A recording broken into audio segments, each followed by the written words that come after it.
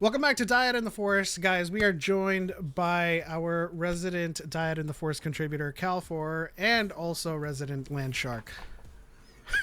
How's it going? Yo. Oh, it's going. Captain America Brave New World just hit theaters this weekend. There's a lot of opinions out there. There's a lot of impressions, a lot of reactions, a very mixed bag, but we're here to give you guys our take and our opinions. Give it to me, guys. What did you guys think walking out of the theater? So I kind of had like an internal checklist of things that I wanted to see done or not done. And all of those were met. And then I also found myself liking a lot of the visuals and action and comedy in this more than I was expecting. So honestly, I left pleasantly surprised. And was honestly just like, yeah, this was actually a really fun time. I'm really glad that I went to catch it. So Did you go alone? Mm-hmm. I went alone. Good job, man. Respect. Which, for those of you who may not know, I've also in the past said I don't ever really do that. So yeah. Sometimes you just gotta watch a movie, man. Yep. Which is crazy to me because I often just really enjoy going to movies alone.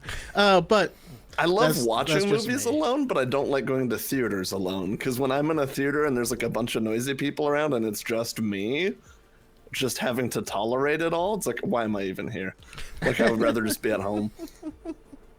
But, I actually almost went alone this time too because then my wife made me wait, and then she ended up not being able to go. So I did see it alone. I forgot about that.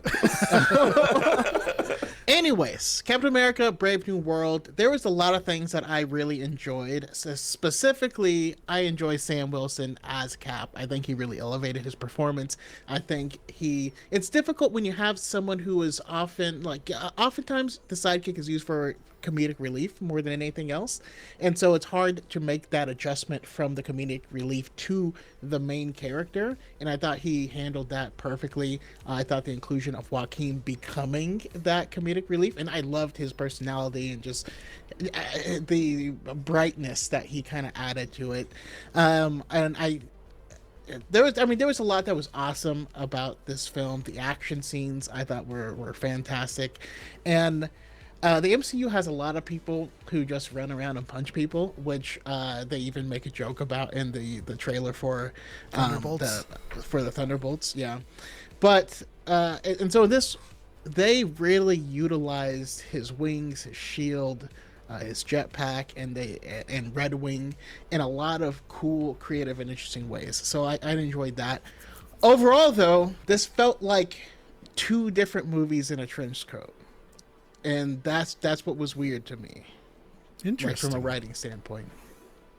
Yeah, when I left the theater, I based my feelings entirely on whether or not I was walking out feeling good or feeling bad. And I kind of want to get on a soapbox, but I also don't want to ramble too much. But essentially the point is, I'm kind of tired of over scrutinizing things. You know, in a world where we have to deal with so much outside of our media consumption, I kind of feel like I'm kind of done just being like, well, if we get into the nitty gritty of it all, like if I felt good, I felt good about it. You know, I enjoyed the movie. Which is kind of ironic because we are going to kind of get into the nitty gritty with our discussion. But overall, my first impressions was, yeah, it was a good movie. I enjoyed it. A lot of the action, as my cohorts have said, was really, really well done. And I enjoyed Joaquin a lot more than I thought I would. And, you know, Choco makes a really good point about that transition from becoming the sidekick to the main character. I didn't even feel like Sam lost any of his charm as a sidekick. You know, no. He just kind of inherited a new role, but he was still Sam Wilson. You know, he wasn't trying to. And partway through my movie-going experience, it was kind of hindered by Only like by like a half second. By when and this is a minor spoiler. I don't know if why you're watching us if you haven't seen it, but when someone in the movie says you're not Steve Rogers, someone in the audience said, "That's right." I'm like, whose side are you on? Like, why are you watching this movie? Yeah. But yeah, I think this was a good movie, and this is exactly what we need. But we're also kind of like in a transition period, you know. And just like when I think about the need to over scrutinize things, I also feel like we need to stop looking for ways to feel like we did before. And this is a problem that plagues Star Wars too. A lot of the criticisms, whether it's valid or invalid, are all things looking back on the way we felt with the originals or the prequels or even Legends, you know?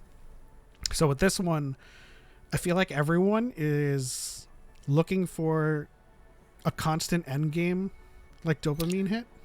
Yeah, I think everybody thinks that every Marvel movie has the same budget as Endgame and will have the same effort put to building up to it as Endgame and will have the same cast as Endgame. And it's like, at the end of the day, like, not only is that obviously not the case, and some movies do just get less funding than others, but also, like, sometimes recasting needs to happen. Sometimes an original plot started to come out and then things happen in the world and they need to go, oh, dang it, let's completely rewrite part of this, but we've already filmed the entire movie. Yeah. Shoot, right? So, like, there is the filmmaker side of me that empathizes with that in a lot of ways, of knowing that, like, even with all the money that they can throw at it, that doesn't mean that the problems of filmmaking don't exist. And yeah, no, I think there's a fair amount of that surrounding this movie that, like, does show itself in the movie. Like, there's no getting around that, right? But I also feel like they handled it really well. So me saying that it felt like two movies in a trench coat is just me thinking about it from like a writing perspective. Again, I enjoyed the movie and I had fun, but I do think there was like this movie would have benefited from a smaller scope. The scope of this film, where you end up, you know, trying to stop a world war, it is like an Avengers level threat, and I think we would have benefited from establishing our new Captain America's status quo with something that's a little bit smaller in scope. I actually felt differently there, because for me, the threat of like a world war felt very like Captain America First Avenger to me. So for me, it felt very just Captain America dealing with like a global political landscape with potential wartime and things like that. So for me, it felt very on brand for just a Captain America movie. But where do you rank the 4 Captain America movies we've gotten? I mean, I still think ultimately Winter Soldier is my favorite. I think I might have a hot take that I don't actually really like the first Avenger too much. It felt like same. It felt like an exposition dump, a montage, and then it felt like kind Masters of like of the Universe. a setup ending, right? So for me, it felt like we just got to get this movie out and like get this shit rolling. I think. Sounds like we might have the same ranking. I'm honestly kind of torn. So for me, it goes Winter Soldier, and then I'm honestly kind of torn between Brave New World and Civil War. Civil War is what's going to be number 2 and 3, and then I think First Avengers on bottom for me. Interesting. I'm the only one that puts Brave New World next. I think I might, honestly, and the reason is because for me, Civil War didn't feel like a Captain America movie. It felt like an Avengers movie. Which is a problem that has plagued Captain America. Yeah. So for me, I would actually probably say Brave New World second, honestly. As much as I did really enjoy Civil War, and I think it's ultimately a better movie, when I think of like a better Captain America movie, I feel like Brave New World for me is personally better. See, I can see the perspective from both sides. It feels like this kind of conflict is too large for a Captain America story, and it would involve sort of a more international kind of solution. But at the same time, I also think that like the scope beyond that, like requiring a story that grows with the scope has become so large that anything to do with politics, with the US government and conflicts on a world stage is essentially within Captain America's purview. I kind of get that, like it felt kind of large, but also it felt like a Captain America story. You know what I mean? I feel like had it teetered into actually being full on a world war, it would have started to get out of scope for me personally. But yeah, I think when it's the like murmurs of it and like trying to stop something before it blows up into something worse, feels very story. Captain America to me. Yeah. So essentially, the conflict, right, is the rights to distribution or the shared distribution of Celestial Islands resources, which is revealed to be adamantium, which is a great nod to X-Men. And I feel like even and I'll let you get back to your thought, Cal. Even on this stage with the world involved, it is still Captain America's kind of self-imposed responsibility to make sure. Essentially, what Captain America does is stop America from being America. Captain America's as is written in the comics, is supposed to represent the ideals that America was founded on, and point out specifically when the American government goes against those ideals.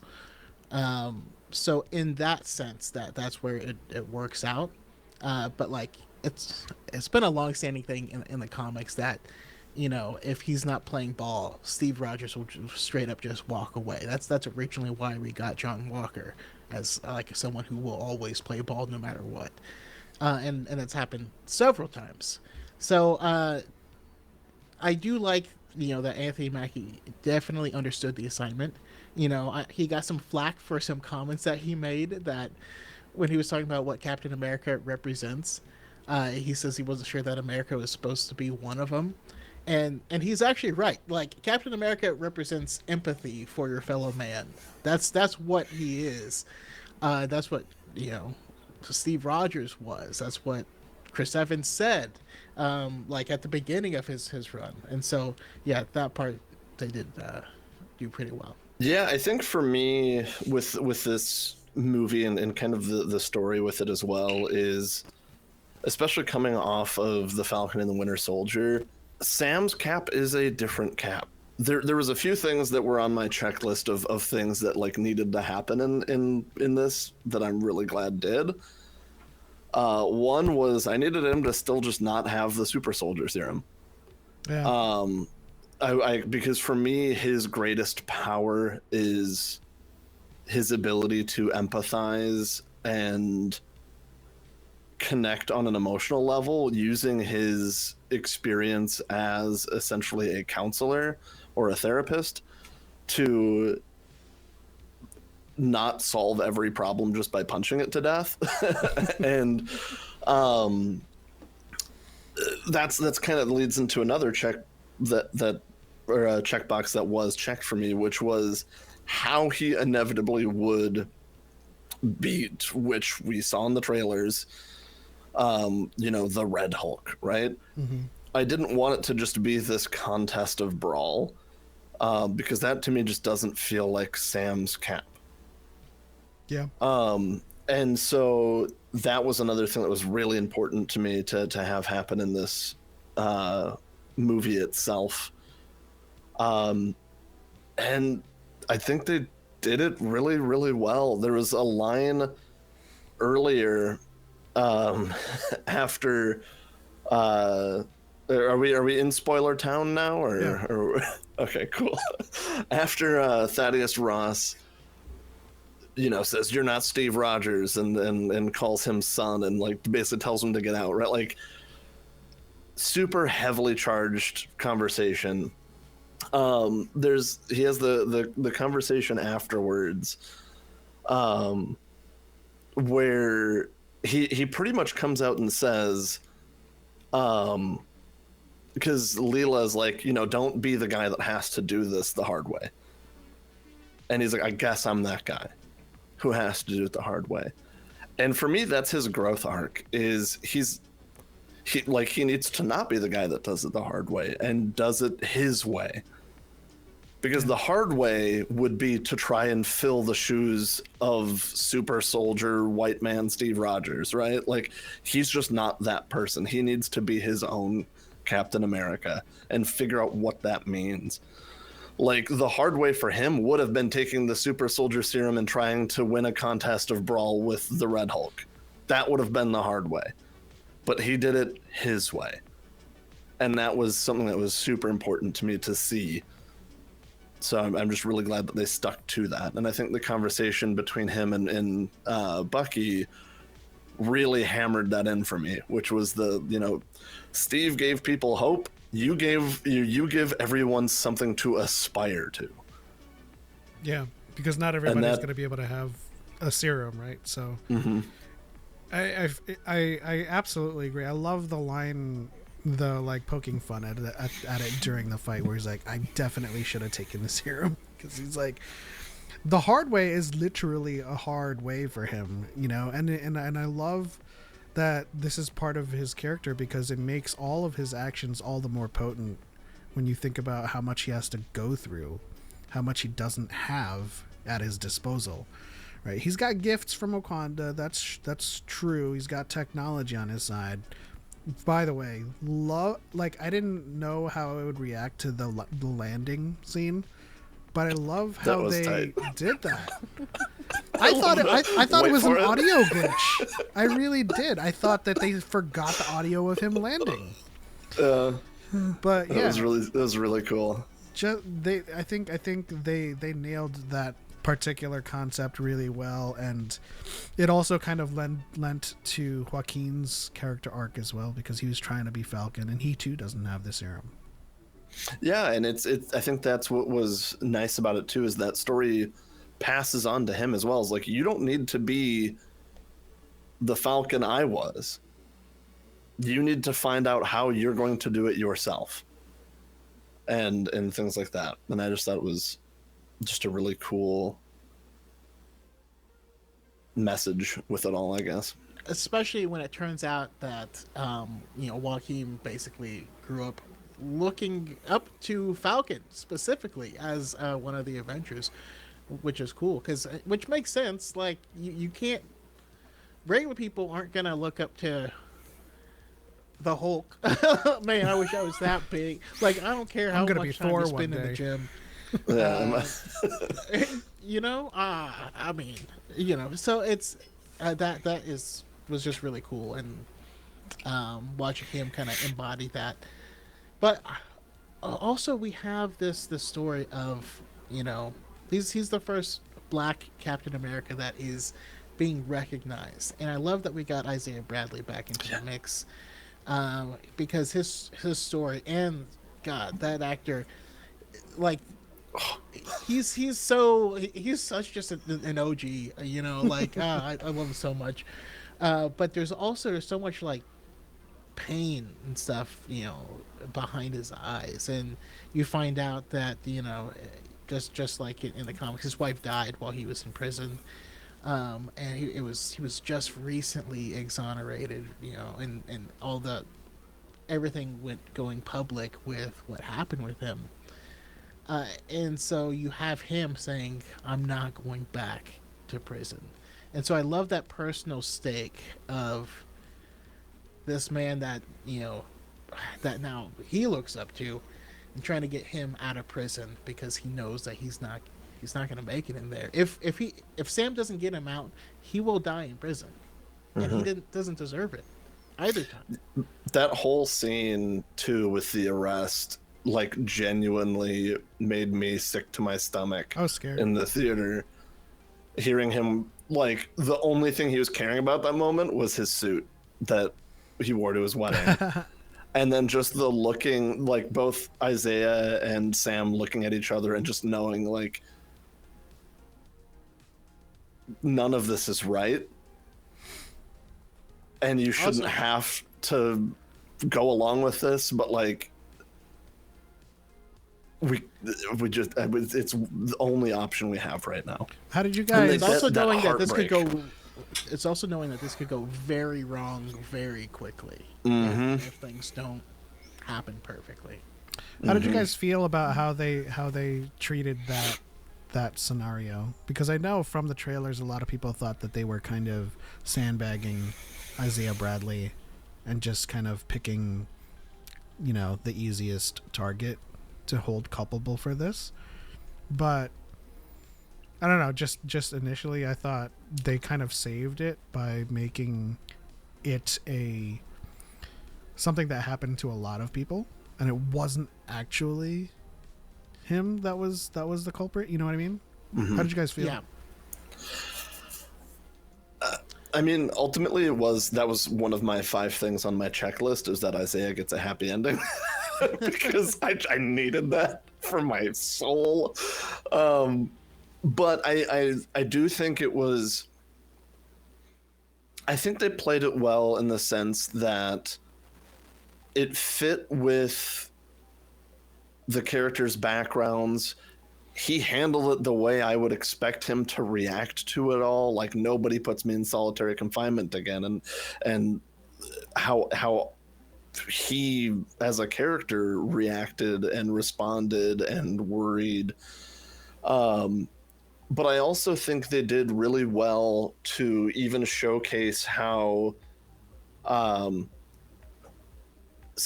like Sam as Sam would have gone back when the prison was under attack. Like, even the leaders, like, it's like an 80% probability that you would go back to him. Because, like, that is in his heart what he wants to do. But he's also trying to grow and step into the shoes of Captain America. And even though that's what he wants to do and make sure that Isaiah is safe, he's still like, we got to keep going. That means we're getting close. Like, this stuff wouldn't be happening if that wasn't the case. And, like, I wish we could have gotten more of Isaiah in the movie, but I feel like it fit Sam's growth as a character, and ultimately it is his movie. We knew they were gonna, Manchurian Candidate him, but yeah, seeing that it wasn't just him did A, soften a blow, and B, it made it makes sense that they used him in this because they wanted to make. I think they did a good job of not super requiring you to watch Falcon and the Winter Soldier. I mean, obviously that's where Isaiah Bradley was introduced, but you needed to have a very specific tie to Sam in order to increase his urgency in this whole conflict, because nothing in the government gets done quickly ever. So, like, it was more like just having writing wise having stakes for him. But yeah, I'm super happy Isaiah got a happy ending. So what did you guys think of Sabra? I thought she was terrible and she looked weird. I mean, I won't disagree with that in any capacity. But I'll be honest, I didn't know any of the kind of controversy around the character at all going into any of this.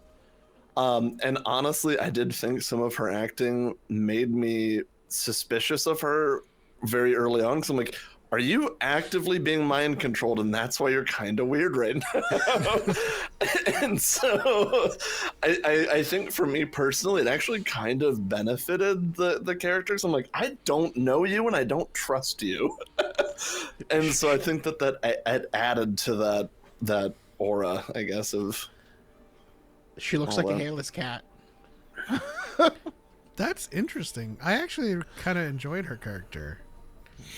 ultimately by the end I did, but I was really uneasy with her early on because like there was a lot of camera angles and cuts to her like you're supposed to know who this is. And I'm like, I have no idea who you are.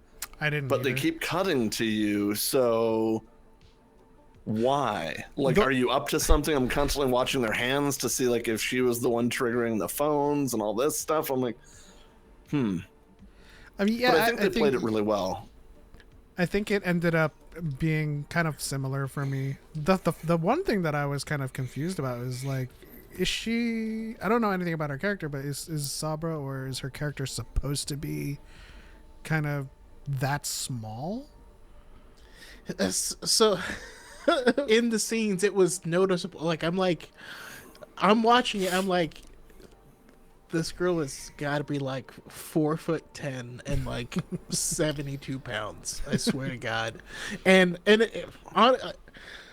So me saying I wasn't a fan wasn't actually wasn't me commentating on the controversy, which I can if you'd like, but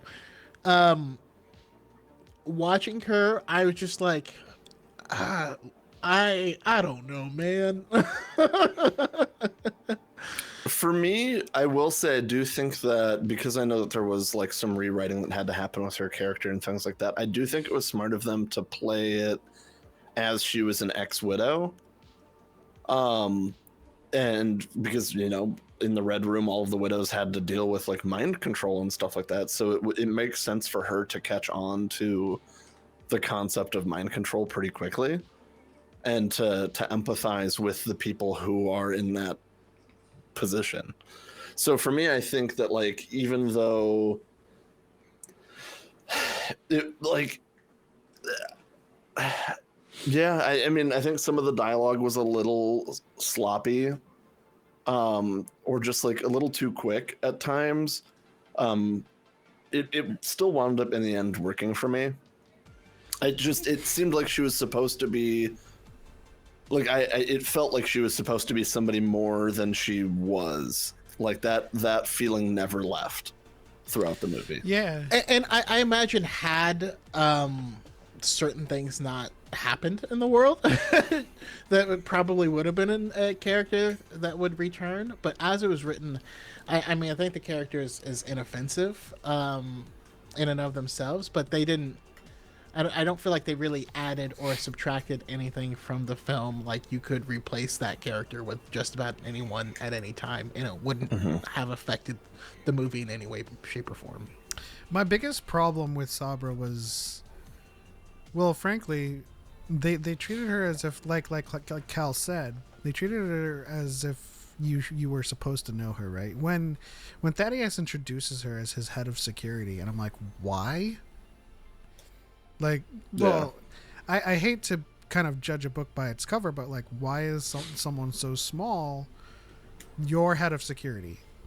And then when they dropped the line that she was Red Room trained, and I was like, okay. And then she had like one fight scene, so I was kind of like, I don't really, you haven't earned my respect in terms of like you having this top-notch clearance or whatever, like job in ahead of security and kind of, you know. So a lot of what you're supposed to know from the comics or whatever is doing a lot of heavy lifting. You're not really supposed to know anything about her. She's not a big comic book character either. I mean, she's really just like Israeli propaganda in the body of a character. Ah, okay. Like, her comic book costume is literally like a Star of David and stuff, which is kind of funny. Like, there's no Christ man. Yeah. You know, but obviously she was neither here nor there. She's just very small, and to me she looks like a hairless cat, and that's what I would. And like, I do think that technically her character kind of could have been replaced with anybody, but at the same time, like, it didn't ever really like take me out of it fully. It didn't seem unbelievable to me, And I don't think it detracts from the movie in any way with her being in it. It just was kind of just like a nothing thing. And I think that people harping on it a lot, from what I've kind of heard online and stuff like that, just seems like a waste of energy for me, because it's like, yeah, but they didn't even really have that big of a role in the movie, so like, who cares? That's why I largely enjoyed her character, because she turned out to be honest and she helped Sam and wasn't kind of like, you know, like a two-timer or a conniving. So I was like, okay, she's good. Okay. Sidewinder. Wasted. I don't know about the characters. So. I don't know about wasted, but I thought Giancarlo did an amazing job. He was super intriguing, and I wanted more of him. So wasted in the sense that I want to see him come back and do more stuff in this franchise. Absolutely. Wasted in the sense that Sidewinder is an important villain that we should see more of. Like just in Isn't general. he like a snake man? Yeah, there's Leading like a group of snake people. The Serpent Society. It's weird. There's a Serpent Society over here, and then there's the Sons of the Serpents over here. They're both separate groups that hate Captain America. They actually play a big part in the first comic run when Sam takes the mantle of Captain America. They're just like a group of like weird racist people that really didn't like it. And it was funny how life imitated art. Like just the sheer cold efficiency he had at like all times. I think that perfectly casted. That was like I do want to see him more. Just gun the hole in the window and then throw a grenade in it. Yeah. Ugh, that whole scene was chef's kiss to me, and I don't think he was wasted. I do just want to see more. Getting Harrison, I think Harrison Ford really did do a good job, and he seemed to really enjoy playing the character. Is that something you got to full send? And he absolutely full send it in his transformation scenes and all that stuff. He definitely had that kind of quiet intensity. The leader, I think, is a great villain on paper. In actuality, I don't think they gave him enough. They didn't give him enough characterization in this. They told us what his motivations were, but they didn't like really show it to us.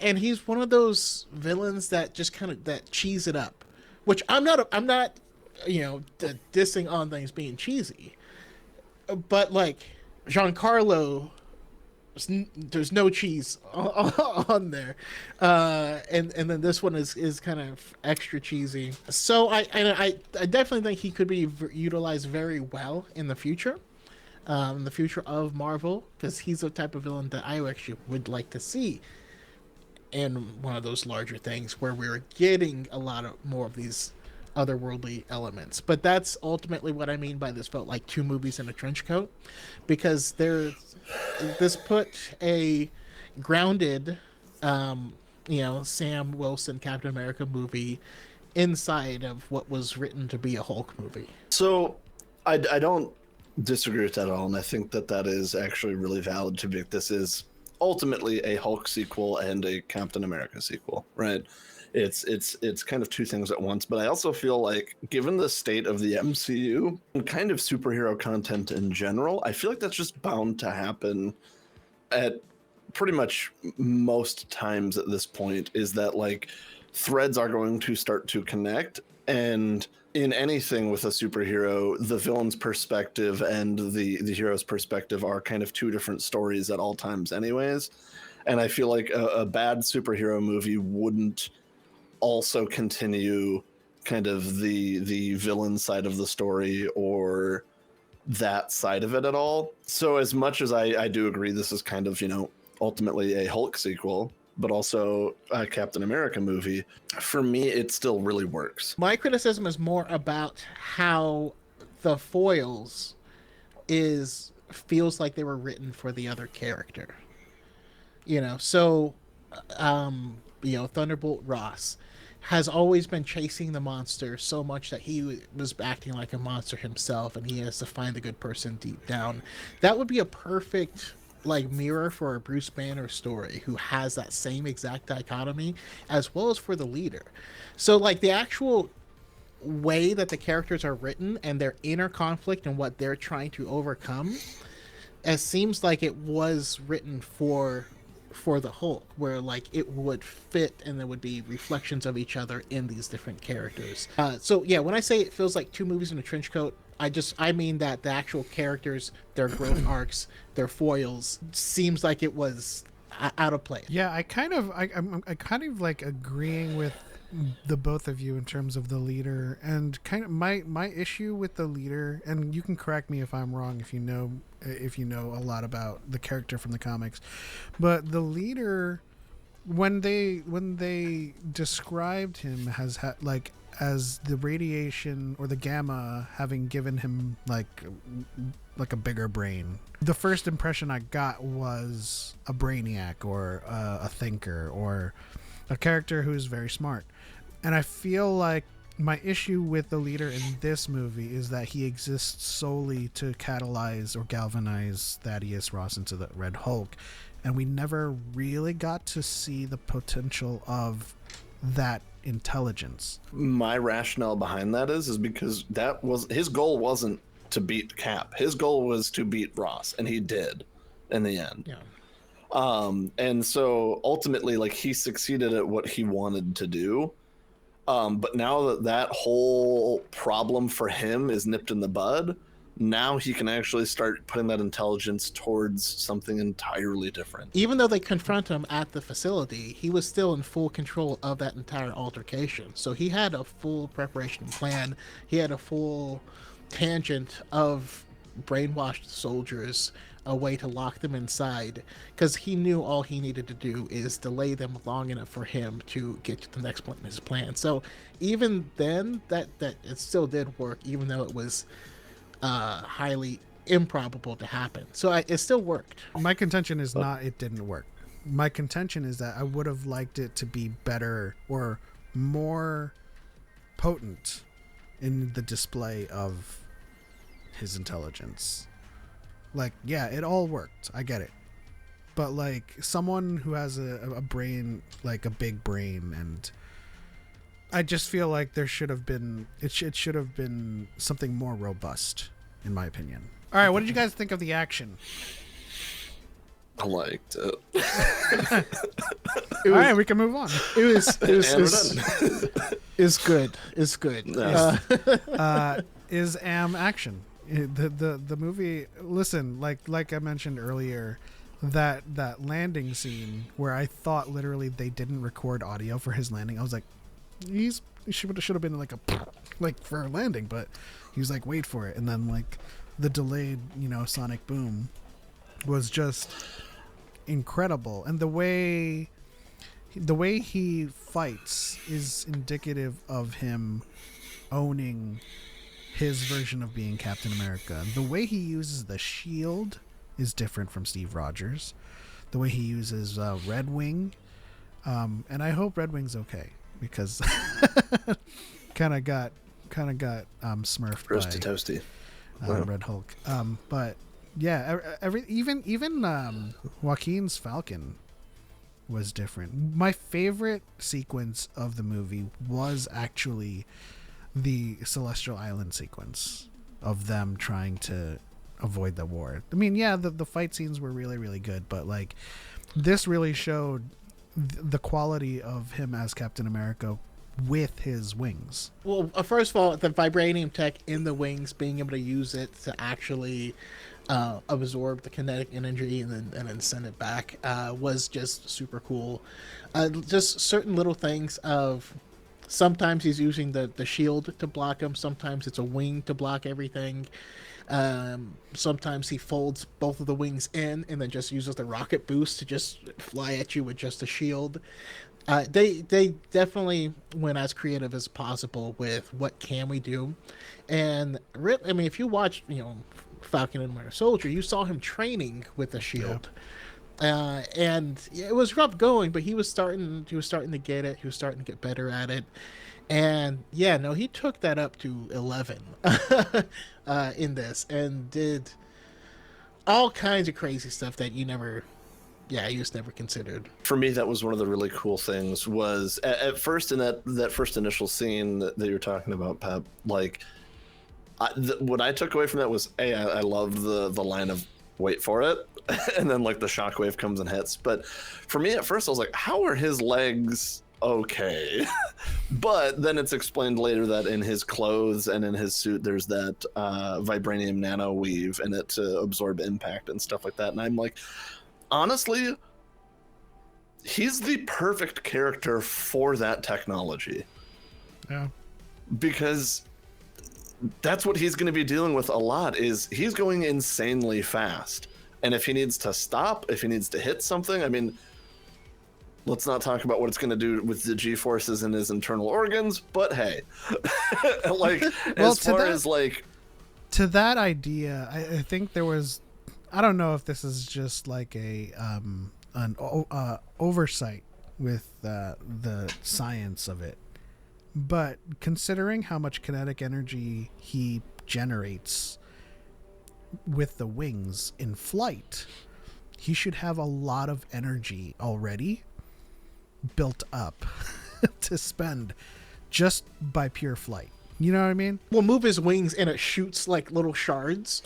Yeah, it honestly felt very Hawks from My Hero at that point, of just like shooting feathers into somebody that were made out of vibranium and stuff like that. I'm like, that is sweet. Make them rockets, and you got Archangel. Okay. I mean, yeah, Archangel just shot rockets, but yeah, no, that was always a Falcon ability, and originally in the comics, his wings and stuff, they did come from Wakandan technology. But yeah, I think they did a really cool job during that Celestial Island scene, showing kind of the different perspectives of moving that fast and just how fast something that you're fighting moving that fast can all of a sudden be right on top of you and gone.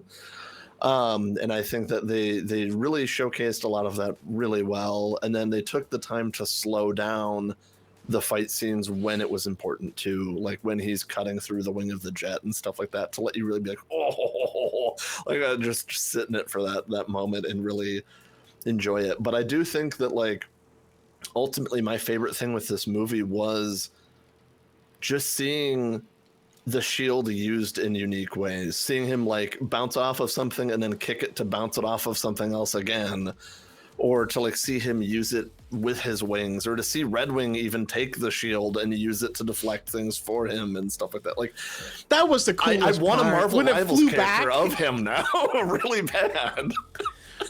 When it flew back like a buckler, so yeah. It can cover just his whole body just by doing that. That was so freaking cool. That was so flippin' cool. And like, as somebody who winds up playing Vanguard a lot in Marvel Rivals, I want a shield that will automatically block for me, please. He did surf a missile, didn't he? Yeah, then pushed it into the water. That was like, it was just cool. I was gonna say, I love how they slowed down there too for you to watch, because like that is something that he's done a lot, is take both wings and use them to stab things. You see it in Endgame with him jumping on that beast thing and like stabbing him into it and stuff like that. So it was cool to see like that slowdown of like, and poke. Yeah, I love that the main idea behind just all of the choreography was establishing that he was a Falcon Captain America. He wasn't just going to do all of the same moves that Captain America did or Steve Rogers did with the shield. He came up with, like we were just talking about, insane ways to use the shield with the tools at his disposal. I ultimately think that like every single situation would have been so much worse with a Steve Rogers Captain America. And so like for me, it felt very much tied to the theme of you are your own Captain America, and like what does that mean and everything like that. And I think that the conversation with Bucky was what really kind of hammered it home for me. I mean, I did love, even though my favorite sequence was Celestial Island, I did love the fight between Red Hulk and Sam, because again it was just a reinforcement in in the Falcon Captain America, the Sam Wilson Captain America, because at the end of the day, you can see Steve Rogers also talking down Red Hulk, but you can also see how the struggle that Sam went through in fighting such a titanic opponent, it creates a distinction there between the two, right? Because would Steve Rogers have had trouble? Yes, you know, the serum is not gamma radiation, it's not a Hulk, but the distinction is that Sam Wilson is just a normal person with some tech fighting Hulk, and the way he fought him was just a tremendous display of courage, because you know there's no running around and there's no beating around the bush with that fight. He literally took on the Red Hulk. You're talking about like the G-forces when he's flying and all of that stuff that happens to their body. Like it made me think it made me think like, yeah, you get punched by Hulk, how much of that weave is doing work, and how much of like, does it absorb all of that energy? Like, is Clearly not. I feel like the inside of your body absorbs insanely quite a bit. bloody by the end of it, and has a broken arm and everything. And I think that your talk about his courage there is, I think, also something that needs to be noted, because even the leader's like, we'll see. If I'm right, you're going to die. Like, you do not walk away from this fight. If you have no way to get through to Ross, if Ross is not actually a changed man, you are going to die. And that finality to it, to me, going into that fight, because it's what he needs to do as Captain America, for me is as just a normal dude, right? Like, for me, that's just... That was his... Yeah, if I would... If I may be so bold, not in the same caliber, but I feel like that was his I can do this all day. You know, that culminated in Endgame, where he's looking down Thanos' entire army, he just rebuckles his broken shield and just stands up to them without knowing he's going to get reinforcements. Not like as magnanimous, of course, but that was Sam's moment of just like, this is a Hulk and I don't have the serum, but I'm going to jump in there. I'm going to do what I can. Yeah, it definitely showcased his mind as well, because it was instantly like, okay, damage control. I need to get him away from the civilians. We need to empty out this part near the Capitol, get him over there as quick as we can, and keep him there, and then see what we can do. And of course, his years doing counseling for soldiers, for people in war, is ultimately, does he truly believe? What it came down to is did Sam truly believe that Ace wanted to change, wanted to be better? For the news to be like, this is his daughter. She dated Bruce Banner's girlfriend. It's like 20 years ago. I do think a lot of the exposition was kind of... It was a little hammy, but whatever. Yeah. But I think, to your point, though, about that kind of being like a mental game from Sam as well, is like, he also brought him to the spot that he knew Thaddeus Ross talked about, walking with his daughter. I need to appeal to his character and his own growth if I'm going to have any chance in this. Non sequitur. I love the decision to make the dispute over adamantium with Japan, because I feel like their first villain for the X-Men is Silver Samurai. Yeah. And I want the same person to play him, honestly, from the Wolverine. I really do.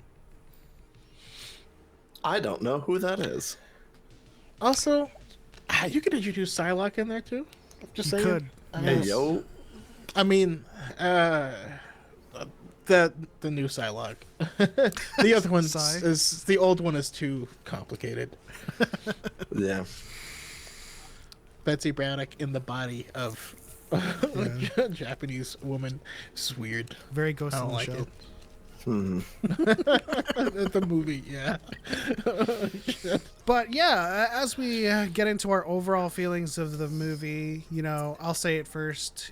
It's definitely a high 7, low 8 out of 10 for me. I enjoyed it. It was a fun movie. It wasn't going to, you know, it's not going to win any like Oscar nominations as per usual. It's a Marvel movie, but I'm understanding of the fact that we're in a transitory period where it's not Endgame, it's not the Infinity Saga, and we're leading up to the big climax. We're setting things up again, and you know, this goes into the next movie where they're saying, you know, in this movie they're saying he wants Sam to restart the Avengers, and then we're getting the Thunderbolts, and we're starting to pick it up in terms of stakes and in terms of global to galactic to universal implications, right?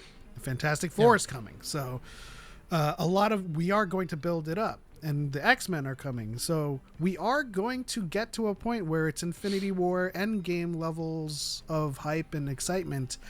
And like I said in the beginning of this review, I just want to like enjoy things now. I don't want to over scrutinize where I'm kind of bumbling to myself in the corner. I'm like, oh. And if you're wondering what the chuds are saying about this movie, I can sum it up for you. Woke, DEI, trash, garbage. And that's the extent of the depth of conversation you'll have with them. So I thank you guys. That's all they're capable of. So I thank you guys for sticking with us throughout this whole time. If you've made it this far, put it in the comments what you thought of the movie, and also pickled radish, just so we know that you guys have made it this far. But your guys' overall thoughts on the movie? Yeah, I mean, if you were to put all the MCU movies in one list, this will be right in the middle for me. Probably actually above the middle, to be honest. And I feel like, personally, I feel like there's a lot of rose-colored glasses. Like when you rewatch the MCU, a lot of the movies are average, you know. But there was a time, there was once upon a time, a time where if something wasn't perfect and the best, we didn't hate it. You know what I mean? So like by overall MCU standards, it's actually a good movie. It's still better than, you know, just about everything we got from DC. It's better than everything we've gotten from Sony. It's better than, you know, 90% of all superhero content out there. It could have been better, sure. It did come out after extensive reshoots, right after a writer's strike, and yada yada yada.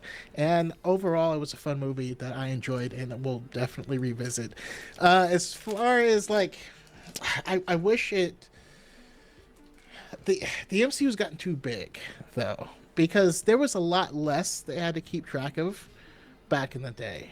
Yeah. Like with this film, there's not even a mention of the Skrulls running around. Like the president, the previous president made an announcement and like set everybody into a panic. Right? No, it's where's things like Rhodes as well. Yeah, he's off scrolling around, I guess, but scrolling around. No, that doesn't matter. Doesn't matter. This did tie in the Inhumans by actually addressing, you know, the thing in the Indian Ocean, and yeah, I liked it. I'm gonna give it. I don't remember what you said, but I'm gonna give it a 7.8 out of 10. Yeah, I said high 7, low 8. Damn it. So, for me, I went into this movie with my expectations kind of on the floor, in a way. Not necessarily in a bad way, but there's a reason why the MCU has things that work like Endgame. It's because we need to put in the effort and put in the time with these movies and stories that build up to get to that point. If you just bum rush to just Endgame over and over and over again, that's when you end up with like the Justice League, right? Where it's like, why do we care about any of this? We need movies like this to care about it. So I went in with, I was expecting a 6 out of 10, hoping for a 7 out of 10. And admittedly, you know, with the reshoots and everything like that, there's some scenes that don't quite work. There's some CG that near the end that seemed a little reshooty. There's some dialogue changes where like they cut away from characters to ADR stuff in and cut back and things like that. But even in spite of all of that, everything I wanted out of the movie, I got. And then some. I was really happy to see Anthony Mackie's humor and not Robert Downey Jr.'s humor or Chris Pratt Star-Lord humor or anything like that. The humor felt him. It felt real. It felt grounded. The action was fantastic. The story was potent, both as Sam's Cap, but also the first Black Captain America. It tied in so many of those things with the villain of the story being Red Hulk Thaddeus Ross. It did so much more than I was expecting that I couldn't give it a 7 out of 10. So for me, I would have to say it jumps up to an 8. Solid 8. I do think for me it's, you know, on the like upper third of Marvel movies for me. But, you know, are there things that could have been done better? Of course, right? But I left the movie clicking my heels, being like, that was a good use of a Sunday. Yeah. Especially alone. Yeah, and that's like, at the end of the day, we need to remember that, like, that's what a movie's about. Sure, you can pick apart anything to death until you hate it. But if you left the theater going like, that was a fun, you know, use of 2 hours. Yeah. Mission accomplished, good movie. Yep. Yeah, I mean, and if we're being honest with ourselves, anything, even your most favorite movie of all time can be improved, right? And I suppose it's worth mentioning that this isn't us saying that like there's nothing wrong with this movie. It's just us saying this was a good movie. Yeah, deal with it, I guess. You know what I mean? Yeah. You have 3 people who enjoyed a movie. We all had complaints. We all had stuff we liked, stuff we didn't like. It is what it is. Mm-hmm. If it was a perfect movie, it still might have flopped. I also like Shawshank Redemption was a flop. Yeah. Oh man. I think to your point though too about there used to be a time where not only were like superhero movies not a thing, but like we also didn't have an end game to compare them to, right? And like now that we do, going back, like I recently, because of Marvel Rivals, went through and rewatched the entirety of the MCU to not only just rewatch it, but to also catch up. And there's a lot of older stuff that doesn't hold up that well. That my first time watching, I'm like, this is the most amazing thing ever, because it's like we didn't really have superhero movies back when the first Iron Man came out. But now going back and watching it, and it was the same reason why I ranked First Avenger as low as I do as far as Captain America movies are concerned, was because ultimately I don't think it's as good of a movie. Like, it was for the time when there wasn't anything else Captain America, but like we have so much better superhero content, but also like there's so much more that needs to be kept track of. They need an entire team just to keep track of it. Also, I'll say, and this is even when they first came out, I thought, with the exception of Iron Man, Phase 1 was bad. I don't disagree. I mean, it happens to the best of them, you know. Every time I go back and rewatch the prequels, it gets less and less epic for me, you know, with Star Wars. When I first watched the prequels, I loved the prequels.